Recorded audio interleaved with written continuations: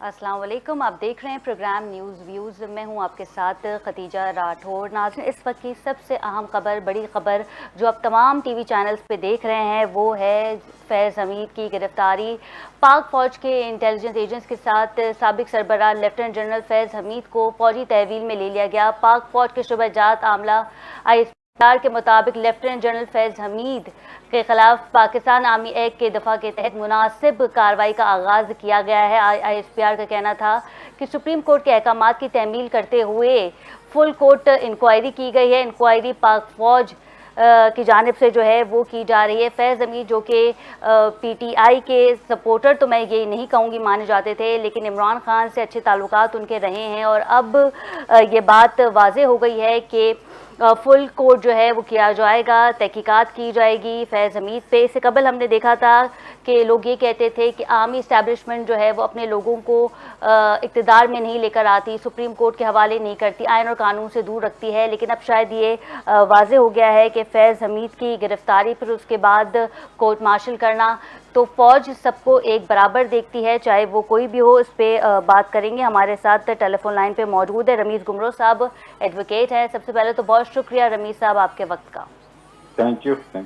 रमीज़ साहब, मुझे ये बताइएगा कि आज जो कुछ हुआ वो यकीनन आपकी नज़रों से तो गुजरा ही होगा। फैज़ हमीद के ख़िलाफ़ जो कार्रवाई की जा रही है इस्टेब्लिशमेंट की जानिब से और सुप्रीम कोर्ट की रोशनी में इसको वाज़ेह करार दे दिया था कि जी आप ये तहकीकात जो है ये कर सकते हैं। क्या लगता है आपको आने वाले वक्त में क्या कुछ होने जा रहा है? मेरे ख्याल में ये आर्म्ड फोर्सेस का फौज का अपना अंदरूनी जो है ना वो सिस्टम होता है और ये कंप्लेंट गई थी डिफेंस मिनिस्ट्री को। उन्होंने जो है वो फौज को वो फॉरवर्ड की होगी, उन्होंने ऐसा ट्रेन की होंगी फौज और उसके बाद जो है वो फौज वैसे तो नहीं करती, लेकिन अगर वो स्ट्रांग एविडेंस उनके पास आई होगी तो उन्होंने जो है वो कार्रवाई शुरू की होगी, क्योंकि वो सुप्रीम कोर्ट का आर्डर था तो वो कार्रवाई शुरू की होगी। उसमें ये नहीं पता कि वो एक ही इशू है वो सोसाइटी वाला जो सुप्रीम कोर्ट ने इनको फॉरवर्ड किया था या दूसरे भी इश्यूज हैं जो अखबारात में आते रहे हैं, लेकिन ये एक बड़ा कदम है पाकिस्तान। अच्छा रमीज़ साहब, ये भी कहा गया है कि आर्मी एक्ट की कई खिलाफ वर्जियां भी साबित हो चुकी हैं फैज़ हमीद साहब पे। हाँ तो फिर तो कॉम्प्रिहेंसिव इंक्वायरी की होगी, क्योंकि फौज के अंदर पूरा जो है सिस्टम होता है वो इंक्वायरी का, वो जब तक वो सेटिस्फाई नहीं हो ऐसा बड़ा कदम लेते नहीं नॉर्मली। तो अगर वो सेटिस्फाई हुए हैं तो मेरे ख्याल में एविडेंस जो उनके पास आई है तो यही कदम उठाया है। अच्छा, ये भी बताइएगा कि कोर्ट मार्शल का फैसला पहले ही डिसाइड हो चुका था? नहीं, ये पहले नहीं डिसाइड होता। कोर्ट मार्शल तो जब एविडेंस वो कलेक्ट करते हैं और उसके पास जो है वो ऐसे ये बड़ा कदम है, ये ऐसे होता नहीं। इस वजह से जो है उन्होंने इंक्वायरी पहले की होगी और उसके बाद जो इंक्वायरी की रोशनी में एविडेंस आई होगी उसकी बुनियाद पर फिर कोर्ट मार्शल करते हैं, वो ऐसे नहीं करते। अच्छा रमीज़ साहब, फैसल वाडा साहब भी इस हवाले से बात कर चुके हैं और उन्होंने पहले ही इंदिया दे दिया था कि जो ये कोर्ट मार्शल है ये होने जा रहा है फैज़ हमीद साहब का। मुतवक्के तो पहले ही था, इंडिया उन्होंने भी दे दिया था और अब उन्होंने ये भी कहा है, जो मैं उनका बयान सुन रही थी, कि ये तो सिर्फ एक पहला हदफ है, उसके बाद हम देखेंगे कि वो लोग जिन्होंने मुल्क के खिलाफ काम किया है, साजिश की है, अब वो आस्ते आस्ते बेनकाब हो जाएंगे। पहले ये कहा जाता था कि फौज अपने लोगों पे हाथ नहीं डालती, लेकिन फैज़ हमीद पे कोर्ट मार्शल का फैसला करना सुप्रीम कोर्ट की रोशनी में, तो ये वाज़ेह दिखाया जा रहा है कि आने वाले वक्तों में कोई भी कानून अदलिया से बढ़कर नहीं है। क्या कहेंगे? मेरे ख्याल में ये अदलिया का अनप्रेसिडेंटेड नहीं है, वो उनके पास नॉर्मल एक केस आया था जिसमें आर्डर हुआ था जी। और इसको उसी तनाजुर से देखा जाए लेकिन वो जनरल फैज हमीद के खिलाफ जो कंप्लेंट थी वो पहले ही अखबारात में आ चुके थे और उनके खिलाफ जो वो DG ISI भी रहे थे और बाद में उसने इस्तीफा दे दिया था, तो उसके हवाले से पहले ही जो है वो कई खबरें गश्त में थी कि वो कस्टडी में हैं और उनके खिलाफ बहुत कंप्लेंट्स हैं। तो मेरे ख्याल में जो फौज के जो है वो ऑफिसर्स होते हैं, वो फौज के इवन वो रिटायर भी हो जाएं तो फौज उनका कोर्ट मार्शल कर सकता है और अगर उनके पास एविडेंस हो, और ये कई केसेस हुए हैं कि रिटायर्ड लोगों को भी सजाएं दी गई हैं। तो मेरे ख्याल में ये फौज का ज्यादातर जो है वो अपना जो है वो होगा, अपनी इंक्वायरी होगी, अपनी एविडेंस होगी और इस बुनियाद पर जो है वो पहले ही खबरें थी तो मेरे ख्याल में उसकी रोशनी में ये एक्शन लिया गया है। ये बड़ा एक्शन है। ये एक बिल्कुल एक बड़ा एक्शन है, लेकिन अब क्या खबरें आ रही हैं कि फैज हमीद साहब इस वक्त भी तहवील में मौजूद हैं? ये तो खबरें चैनल से ही जो है वो आ रही हैं कि ही हैज बीन अरेस्टेड।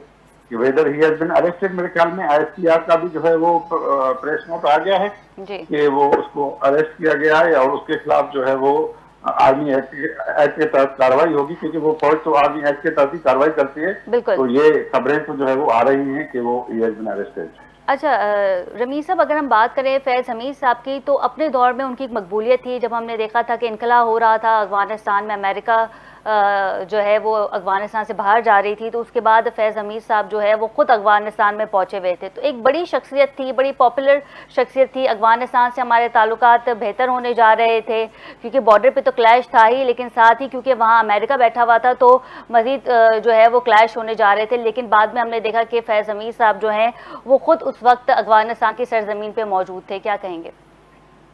मेरे ख्याल में वो उस पर काफी जो है वो चिमा गोया हुई थी जी। जब वो गए थे अफगानिस्तान में। जी। तो यही जनरल कॉन्सेप्ट है जो स्कूल ऑफ थॉट है कि ये एक्शन जो है वो गलत था। और वो क्योंकि वो अफगानिस्तान जो है वो एक कंट्री है और उसमें ये इंजा दिया गया कि जो है वो पाकिस्तान को इंटरफेरेंस कर रहा है, और पाकिस्तान के साथ जो है वो अफगानिस्तान के जो तल्कात हैं वो डेलीगेट हैं।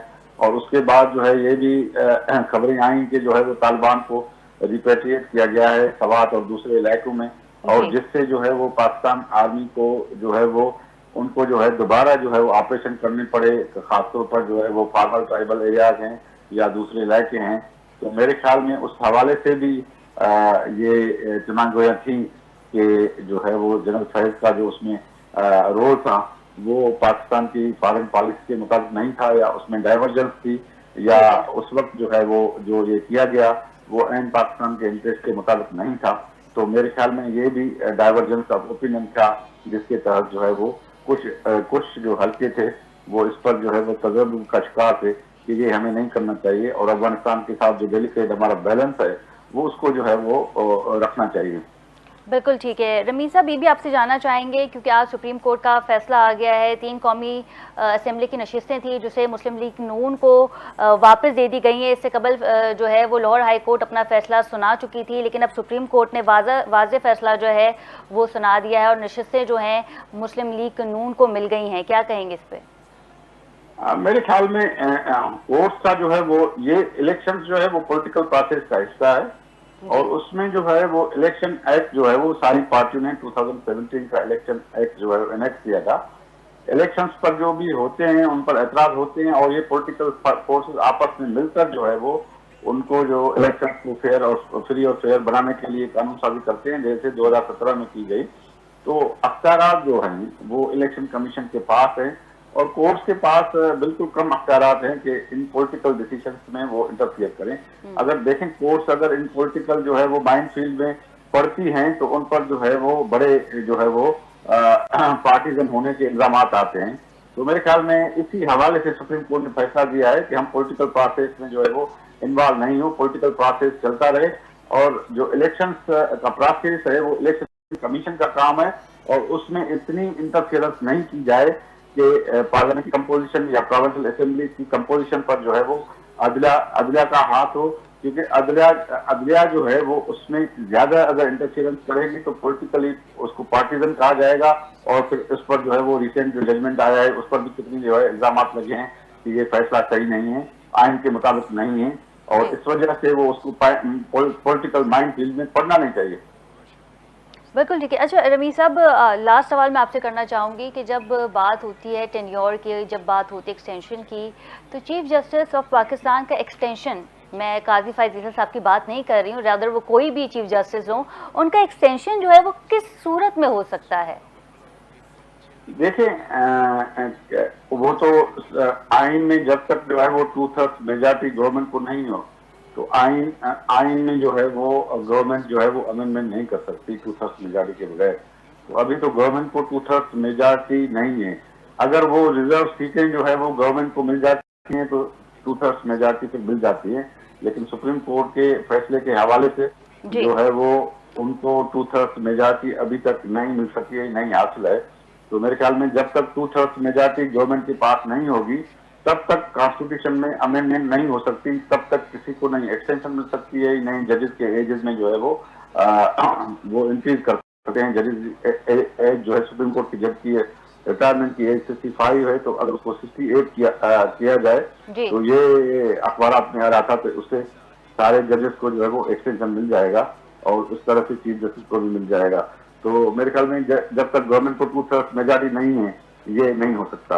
और अगर गवर्नमेंट को 2/3 मेजॉरिटी मिल जाती तो फिर ऐसा करना मुमकिन है?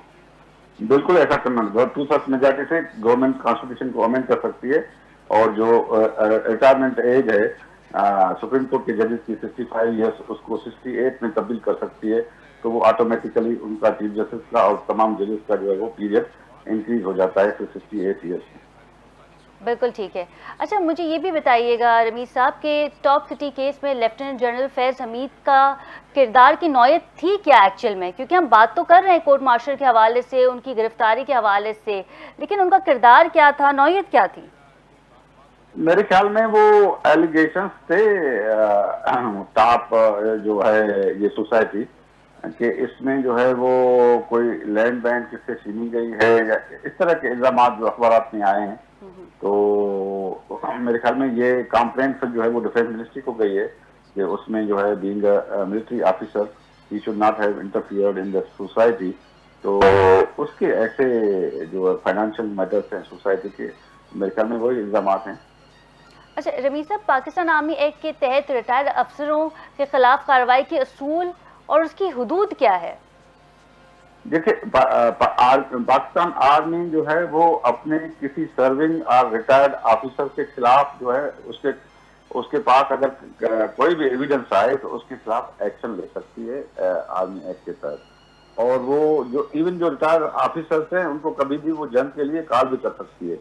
तो ये जो आर्मी एक्ट है वो पाकिस्तान आर्मी की जो जुरिडिक्शन है, तमाम उनके जो है वो रिटायर्ड या सर्विंग आर्मी ऑफिसर पर वो एब्सोल्यूट है। तो वो उनको कोर्ट मार्शल भी कर सकते हैं, उनको जो है वो अपना जो है वो गिरफ्तार भी कर सकते हैं, उनको सजा भी दे सकते हैं। ये उनकी एब्सोल्यूट जुरिडिक्शन है आर्मी। रमीज साहब, सजा किस नौयत की, अगर आप थोड़ा ब्रीफली बताएं, थोड़ा डिटेल में, कि सजा किस नौयत की हो सकती है? देखो, सजा तो वो मुख्तलिफ ऑफेंसेस हैं, वो उस हिसाब से होती है ना। जो ऑफेंसेस हुआ, किसी में 5 साल होगी, किसी में 14 साल होगी, किसी में 3 साल होगी। ऑफेंसेस के हवाले से सजा होती है, उस हवाले से सजा। तो अब ये पता पड़ेगा कि कौन सा जो है वो ऑफेंस के तहत जो है वो कोर्ट मार्शल किया गया है और उसमें सजा कितनी है, वो डिटरमाइन वो कोर्ट मार्शल नहीं होता है। बिल्कुल ठीक है, बहुत शुक्रिया रमीज साहब आपके वक्त का। जी नाज़रीन, फैज़ हमीद के बारे में जो खबरें मौसूल हो रही थी उस पर आज हम बात कर रहे थे, इस पर मज़ीद भी बात करेंगे, लेकिन यहाँ वक्त हुआ है एक शॉर्ट कमर्शियल ब्रेक का। Stay with us.